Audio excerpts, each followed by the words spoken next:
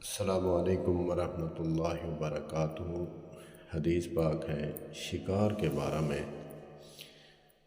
حضرت عبداللہ بن مبارک رحمۃ اللہ تعالیٰ عنہ نے کہا، ہمیں عاصم نے شعبہ سے خبر دی، انہوں نے حضرت عدی بن حاتم رضی اللہ تعالیٰ عنہ سے روایت کی، کہا میں نے رسول اللہ صلی اللہ علیہ وآلہ وسلم سے شکار کے متعلق سوال کیا۔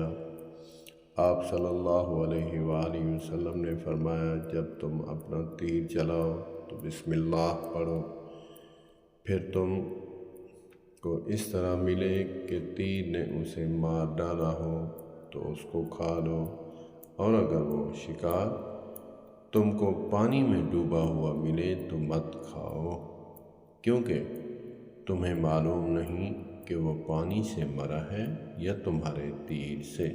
السلام علیکم ورحمۃ اللہ وبرکاتہ۔